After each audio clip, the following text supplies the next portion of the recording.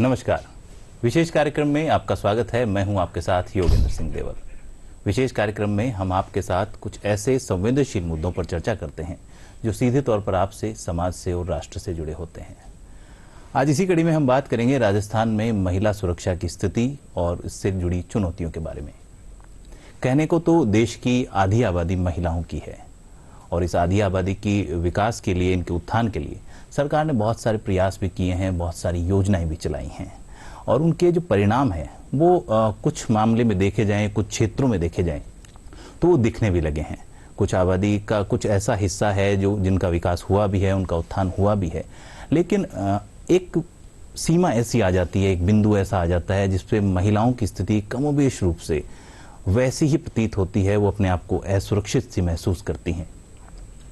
आज इसी मुद्दे पर चर्चा करने के लिए स्टूडियो में हमारे साथ मौजूद हैं वरिष्ठ पत्रकार शालिनी अग्रवाल जी। शालिनी जी, स्टूडियो में आपका बहुत बहुत स्वागत है। नमस्कार। आइए चर्चा को आगे बढ़ाते हैं। शालिनी जी, पहला सवाल आपसे यही बनता है कि हाल ही में राजस्थान के जो मुख्यमंत्री है उनका एक बयान है, उन्होंने एक बयान में कहा है कि निर्भया कांड के बाद में जो फांसी की सजा का प्रावधान हुआ है, तो रेप के बाद में जो हत्या का मामले हैं ये काफी बढ़ गए हैं। इसके बारे में आपकी क्या राय है? देखिए, सबसे पहले तो हम निर्भया बयान कांड के बारे में जानें कि 2012 में, दिसंबर 2012 में निर्भया, चूंकि उसको नाम कुछ और था लेकिन हमने निर्भया नाम दिया था, तो निर्भया के साथ जो बलात्कार हुआ था चलती हुई बस में, उसके बाद उस लड़की की मौत हो गई थी और पूरे देश में एक माहौल बन गया था। बहुत लंबी लड़ाई लड़ी उसके वकीलों ने और फिर 2020 में, मार्च 2020 में जो निर्भया के जो अपराधी थे, जो रेपिस्ट थे, उनको फांसी की सजा हुई। उसमें से 4 को ही हुई क्योंकि एक ने फांसी खा ली थी और एक जुवेनाइल था। तो देखिए, एक जो बच्ची है उसको न्याय दिलाने के लिए पूरे 8 साल की एक लंबी लड़ाई लड़ी गई और फांसी की सजा मिली। तब मन में यही था कि अगर कोई अपराध इस तरह का करता है और उसको फांसी की सजा मिलती है, मतलब सजाए मौत मिलती है, तो एक डर का माहौल होगा अपराधियों में, रेपिस्ट में, कि अगर हम ऐसा करेंगे तो हमें सजाए मौत मिलेगी। लेकिन राजस्थान के जो मुख्यमंत्री का बयान है वो ये कह रहे हैं कि रेप के बाद लड़कियों की हत्या इसलिए कर दी जाती है क्योंकि इस तरह की सजा का प्रावधान हो गया है। तो अब राजस्थान की बात करें तो 2020 से लेकर 2021 के मामले में देखें तो करीब 17% की बढ़ोतरी हुई है महिलाओं के प्रति अपराध में। और हर साल करीब 2000 नाबालिग, मैंने कहा नाबालिगों के साथ बलात्कार होता है, जिसमें पिछले 2 साल में 26 लड़कियों की हत्या कर दी गई रेप के बाद। तो राजस्थान की ये स्थिति है। अब प्रदेश के मुखिया होने के नाते सीएम का ये कर्तव्य था कि वो इस तरह का बयान न दें, क्योंकि इससे जो अपराधियों के हौसले हैं वो बुलंद होते हैं और जो महिलाएं हैं उनके अंदर एक डर का भाव तो निश्चित रूप से जागेगा ही। जी शालिनी जी, ये जो बयान आया है, इस बयान के बाद में बात करें तो महिलाओं में क्या एक नकारात्मक भावना आ गई है, असंतोष का भाव पैदा हुआ है? जी बिल्कुल, क्योंकि सूबे के सरदार जो मुखिया हैं उनका ये मतलब एक सरकार की जिम्मेदारी होती है कि वो अपने हर नागरिक को सुरक्षा प्रदान करे, चाहे वो लड़की हो, महिला हो, बच्चा हो, बुजुर्ग हो, युवा हो, कोई भी हो। अब उसमें आप ये बयान देते हैं तो महिलाएं निश्चित रूप से असुरक्षित महसूस करेंगी, क्योंकि आज भी देखिए, अगर मैं जयपुर की बात करूं तो रात के 12-1 बजे अगर कोई लड़की निकलती है, जबकि ये प्रदेश की राजधानी है, यहाँ पे सुरक्षा व्यवस्था सबसे आला दर्जे की है या होनी भी चाहिए, लेकिन आज भी डर लगता है, अकेले परिवार भी नहीं जाने देता। तो अगर प्रदेश में ये स्थिति आती है तो निश्चित रूप से महिलाओं का डर और बढ़ेगा ही। जी शालिनी जी, बात करें अगर बड़े शहरों की, तो बड़े शहरों में खासतौर पर ऐसी जो घटनाएं हैं वो ज्यादा होती हैं। बड़े शहरों को एक सभ्य संस्कृति का एक केंद्र माना जाता है, फिर उसके बावजूद भी ऐसी घटनाएं होती हैं। इसके पीछे क्या कारण है? देखिए, बड़े शहरों में होती हैं, ये थोड़ा सा मैं इससे वाकिफ नहीं रखती। छोटे गांव में भी होती हैं, लेकिन वहां पे मामले सामने नहीं आ पाते।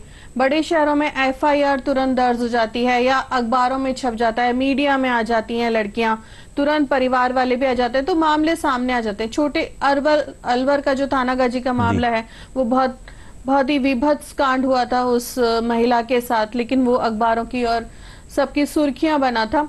तो बात चाहे बड़े शहरों की हो चाहे छोटे शहरों की, लेकिन एक लड़की जब भी सड़क पर निकल रही है वो अपने आप को बहुत ज्यादा असुरक्षित महसूस कर रही है, और ये निश्चित रूप से हमारे प्रदेश के लिए कोई बहुत अच्छी स्थिति नहीं है। जी शालिनी जी, क्या इस मामले को अगर देखा जाए तो क्या ये एक सिस्टम का दोष है या कि पुलिस का जो इकबाल है वो अब लोगों में नहीं रहा? अगर सिस्टम का दोष है तो ये सिस्टम का दोष इनके कानून के बनाने तक सीमित है या कानून के क्रियान्वयन तक भी है? देखिए, कानून तो बहुत सारे बन जाते हैं। अब निर्भया मामले में भी देखिए, जिस घटना पर पूरे देश में इतना लंबा आंदोलन चला, उस घटना में भी पूरे 8 साल लगे न्याय मिलने में।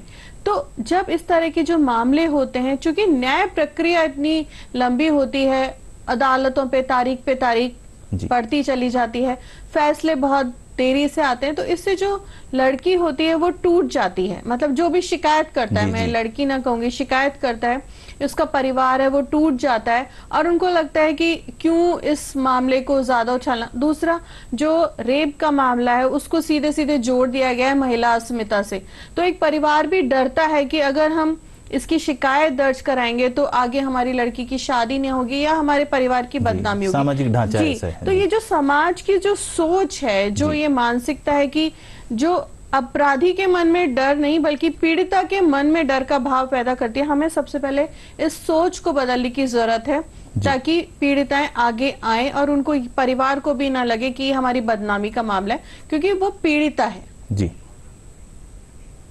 जी, जो समाज की जो स्थिति है, समाज की, आपने बताया कि समाज का एक ऐसा माहौल बन जाता है, तो समाज की जो भूमिका है वो आपको किस नजर से आप इस भूमिका को देखती हैं? देखिए, इसके लिए हमें बिल्कुल शुरू से शुरुआत करनी होगी। एक माँ जब अपने बेटे को पालती है तो उसको शुरू से ही इज्जत देना सिखाना होगा, अपने घर में, परिवार में इस तरह का माहौल रखना होगा कि वहां पे बेटियों को इज्जत दें। जब वो बच्चा स्कूल में जाए तो माँ को ये सिखाना होगा कि जो तुम्हारी जो सहपाठी हैं ये लड़की हैं और इन्हें तुम्हें रेस्पेक्ट करना है। तो अगर हम बचपन से ही ऐसे संस्कार डालेंगे तो एक कुछ समय बाद ऐसा आएगा जब लड़कियों के प्रति जो सम्मान का भाव है वो लड़कों में खुद ब खुद जगेगा और फिर वो इस तरह की हरकतें करने से पहले भी 100 बार सोचेंगे। जी शालिनी जी, दुष्कर्म के जो आरोपियों को जो त्वरित सजा देने के जो मामले हैं वो काफ़ी कम आते हैं, त्वरित सजा उनको नहीं मिल पाती। इसकी वजह से ऐसी मानसिकता बन जाती है लोगों में कि उनके मन में डर नहीं रहता, उनके मन में ऐसे मामले करने के प्रति जो उनके भाव हैं उनमें बदलाव आता है। इसके प्रति क्या राय है आपकी? जी देखिए, जो हमारे देश की जो फास्ट ट्रैक अदालतें हैं वो उनको थोड़ा और फास्ट होना होगा और खासतौर से ये जो मामले हैं इनका संज्ञान पहले लेना होगा, इन केसेस को पहले से निपटाना होगा। अगर रेप होने के बाद या इस तरह की कोई भी घटना होती है उसके महीने 2 महीने के अंदर ही सजा मिल जाए और फांसी जैसी सजा मिले या जो भी कड़ी से कड़ी सजा मिले, मैं फांसी तो नहीं कहूंगी लेकिन कड़ी से, तो हो सकता है तब इन मामलों में कमी आए। क्योंकि कई बार ये होता है कि अपराधी जमानत पे छूट जाता है और आपने देखा होगा कि बहुत सारे ऐसे मामले होते हैं जब जमानत पे आया अपराध, बाहर आया अपराधी, फिर से वही अपराध करता है, न केवल दूसरी लड़कियों के साथ बल्कि ऐसा भी हुआ है कि उसी लड़की के साथ उसने जमानत पे बाहर आने के बाद उसी तरह की घटना को अंजाम दिया। तो एक तो जमानत के जो प्रावधान है उनमें थोड़ी सी कठोरता लानी चाहिए। दूसरी बात है कि जो फास्ट ट्रैक अदालत है वो भी 6 महीने 1 साल नहीं बल्कि पहली प्राथमिकता उनकी इस तरह के मामले निपटाने की हो, क्योंकि आधी आबादी की सुरक्षा का सवाल है। जी शालिनी जी, महिला सुरक्षा से जुड़े जो कानून हैं उनके बारे में आप बताइए कि किस तरह के कानून जो हैं वो बनाए गए हैं, क्या क्या उनमें सख्तियां की गई हैं?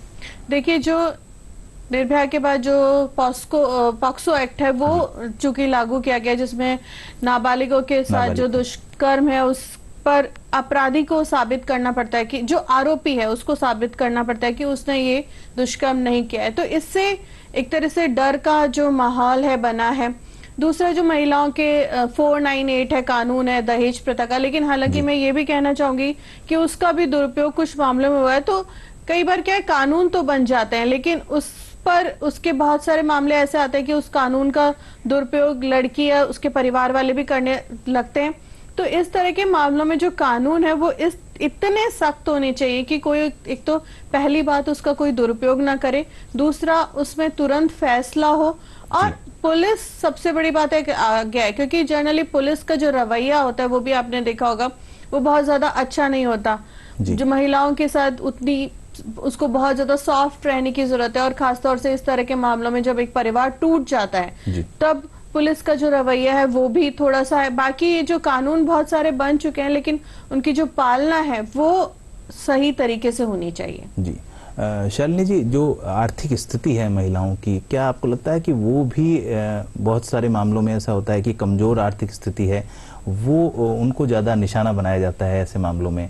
देखिए, मैं हमेशा यही कहती हूँ कि जो महिला सशक्तिकरण का रास्ता है वो महिलाओं के पर्स से होकर निकलता है। जी। एक महिला जब तक सशक्त नहीं होगी, यानी कि वो आत्मनिर्भर नहीं होगी, उसके पास पैसे की ताकत नहीं होगी, तब तक उसकी आवाज भी नहीं सुनी जाएगी। तो सबसे पहले ये जरूरी है कि जो महिलाएं हैं वो आत्मनिर्भर बने। वो जरूरी नहीं है कि नौकरी करें, उनके पास ढेर सारे हुनर होते हैं, पढ़ी लिखी नहीं है तो सिलाई कढ़ाई बुनाई के काम कर सकती है, लेकिन उनको आर्थिक रूप से सशक्त होना होगा। क्योंकि जब वो आर्थिक रूप से सशक्त होगी, परिवार में उसकी आवाज सुनी जाएगी, परिवार में उसकी आवाज सुनी जाएगी तो समाज में सुनी जाएगी, समाज में सुनी जाएगी तो राष्ट्र में भी उसकी आवाज सुनी जाएगी। और वहीं से जब एम्पावरमेंट का रास्ता निकलेगा तो महिलाओं को लेकर जो कानून है वो और सख्त होंगे। सरकार भी ये सोचेगी कि महिलाएं इतनी एम्पावर हो गई हैं, वैसे तो हो ही रही हैं और बहुत सारे मामलों में उन्होंने साबित भी किया है कि वो बहुत ज्यादा एम्पावर हैं।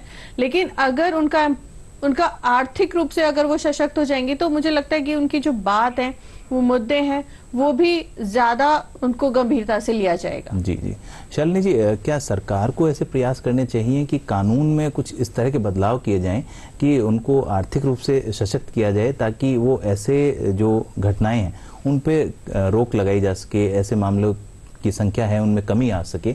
ऐसे क्या सरकार को प्रावधान करने चाहिए? देखिए, सरकार के पास बहुत सारी योजनाएं हैं महिलाओं के लिए, लेकिन सबसे ज्यादा जो जरूरी है वो जानकारी।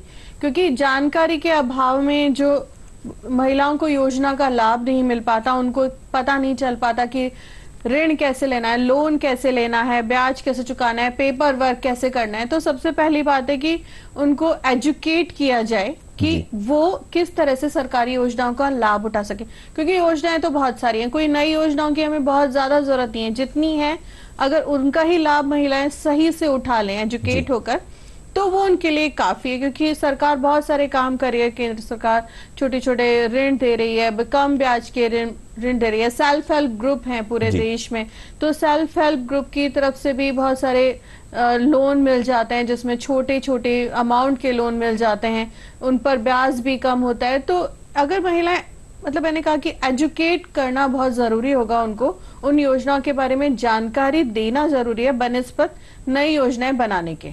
जी शालिनी जी, कुछ ऐसे राज्य हैं जिनमें ऐसी घटनाएं कम होती हैं, कुछ राज्य ऐसे हैं जिनमें ऐसी घटनाएं, जो दुष्कर्म की घटनाएं हैं, वो बहुत ज़्यादा होती हैं। मोटा मोटा अगर देखा जाए तो एजुकेशन भारत का जो ढांचा है वो कमोवेश रूप से सबका समान सा है। फिर ऐसी क्या वजह हैं जिसकी वजह से एक राज्य में ऐसी घटनाएं कम होती हैं, दूसरे राज्य में कम होती हैं? नीति सब में मोटे रूप से एक ही नीति होती है, सब सरकारों के जो प्रयास हैं वो भी सबके एक ही रहते हैं कि ऐसी घटनाएं ना हो। फिर क्या क्या वजहें रहती हैं इसके पीछे? देखिए, मुझे लगता है कि वहाँ का सामाजिक ढांचा ऐसा होता है, क्योंकि नॉर्थ ईस्ट की हम बात करें, मणिपुर जैसे राज्य हैं, वहाँ पे महिला प्रधान राज्य हैं, वो महिलाएं अपने फैसले लेती हैं, वहाँ पे महिलाओं के बाजार रखते हैं, वहाँ पे महिलाएं बहुत सशक्त हैं। लेकिन अगर दूसरी तरफ अगर महिलाएं कम पढ़ी लिखी हैं, उनकी आवाज ही नहीं सुनी गई है, शुरू से जो उस राज्य का जो ढांचा है, खासतौर से जो परिवारों का जो मानसिक ढांचा है वो इस तरह से रहा है जिसमें महिलाओं को दबाया जाता है, तो देखिए, परिवार से समाज बनता है, समाज से राज्य बनता है। तो जिस तरह से पारिवारिक ढांचा है वो पूरा का पूरा रिफ्लेक्ट होता है एक राज्य की स्थिति पर। अगर हम महिलाओं को सम्मान देना हमारी परंपरा में रहा है, मतलब वैसे तो हम कहते हैं कि यत्र नार्यस्तु पूज्यते रमन्ते तत्र देवता, लेकिन हम उसकी केवल पूजा करते हैं, उसको सम्मान नहीं देते। लेकिन कुछ राज्य से मणिपुर या नॉर्थ ईस्ट के सिक्किम विक्किम, वहां पर ऐसे राज्य हैं जहाँ पे महिलाओं को सम्मान दिया जाता है। तो महिलाओं को सम्मान देना, मानसिकता बनानी होगी, तभी राज्य की स्थिति सुधरेगी। जी शालिनी जी, राजस्थान की अगर बात करें, अब वापस मुद्दे पे आते हैं, राजस्थान की अगर बात करें तो राजस्थान में क्या प्रयास सरकार को करने चाहिए, क्या प्रयास समाज को करने चाहिए, आम नागरिक को करने चाहिए, ताकि ऐसे मामलों में त्वरित राहत मिल सके, ऐसे मामले बल्कि मैं कहूँ तो हो ही ना? जी, तो सबसे पहले जो सरकार है, जो राज्य सरकार है, उसको इस तरह के बयान देने से बचना होगा, सबसे पहली बात। क्योंकि बयान जब इस तरह के आ जाते हैं तो महिलाओं में एक असुरक्षा का जी, भाव, उनका हौसला टूट जाता है। हौसला टूटता है, जी। उनमें असुरक्षा का भाव आ जाता है। दूसरा, पुलिस को इन मामलों में तुरंत कार्रवाई करनी होगी और अपराधी को तुरंत गिरफ्तार करके एक नजीर कायम करनी होगी कि देखिए ये इसने ये अपराध ऐसे किया कुछ था। मामले हुए भी हैं जिनमें बिल्कुल। पुलिस ने त्वरित कार्रवाई करके 7 दिन में और ऐसा चालान पेश जी, किया। चालान पेश किया। और तब उस, लेकिन जब तक, और मुझे लगता है कि कहीं ना कहीं एक बात जो होनी चाहिए कि परिवार ही उस व्यक्ति का बायकॉट करे। जिस परिवार में ऐसा बेटा है, ऐसा भाई है, ऐसा पुरुष है जिसने ऐसा दुष्कर्म किया है, वो परिवार ही उसका बायकॉट करे कि तुमने ऐसा किया तो तुम हमारे परिवार का हिस्सा नहीं रहोगे। तो इस तरह की जब परिवार इस तरह के कदम उठाएंगे कि तो बच्चे को भी मतलब उस लड़के या युवा और जो पुरुष है उसको लगेगा कि अगर मैं ऐसा कुछ करता हूं तो मेरा परिवार ही मेरा साथ नहीं देगा। तो जब ये भावना घर कर जाती है कि मेरा परिवार साथ नहीं है, तो कोई भी व्यक्ति है वो कदम उठाने से पहले 100 बार सोचता है। दूसरा, मैंने पहले भी कहा था कि परवरिश जो है, हमें परवरिश ही ऐसी करनी है कि महिलाओं के प्रति सम्मान रहे, बचपन से सिखाना है। तो बचपन से जब हम सिखाएंगे तो वो जब बच्चा 22-23 साल का होगा तो उसके मन में अपने आप सम्मान का भाव रहेगा। जी शालिनी जी, हाल ही में एक 4 साल की बच्ची के साथ दुष्कर्म के बाद में उसकी हत्या कर दी गई थी और सुप्रीम कोर्ट में जब ये मामला चला तो सुप्रीम कोर्ट ने उस अपराधी की जो मृत्युदंड की सजा थी उसको आजीवन कारावास में ये कहकर बदल दिया था कि every Sinner has a future. तो इस मामले में जो दुष्कर्म के ऐसे मामले हैं, इनमें इस टाइप की सजा को आप किस नजरिए से देखती हैं? देखिए, इस कोर्ट पे तो मैं कोई टिप्पणी नहीं कर सकती, लेकिन जो बात है कि every Sinner has a future, लेकिन मुझे नहीं लगता, क्योंकि 4 साल की बच्ची, आप सोचिए उसने क्या देखा है, कुछ नहीं देखा, और उसकी हत्या हो गई, उसके परिवार पे क्या बीती होगी। तो अगर हम अदालतें इस तरह के फैसले देती रहेंगी तो निश्चित रूप से जो अपराधी हैं उनका हौसला बढ़ता रहेगा कि ठीक है, सजाए मौत तो मिलेगी नहीं, ज्यादा से ज्यादा आजीवन कारावास मिल जाएगा, लेकिन हम जिंदा तो रहेंगे।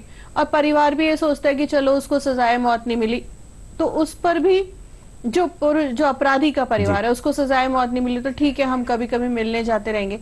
लेकिन आप सोचिए कि उस बच्ची के माँ बाप पे, उस बच्ची के परिवार वालों पे क्या गुजरी होगी जब उन्होंने every Sinner has a future, जो क्योंकि अदालत ने तो कह दिया, जब वो सुना होगा। क्योंकि एक जान से ज्यादा तो मुझे नहीं लगता कि कुछ है इस दुनिया में।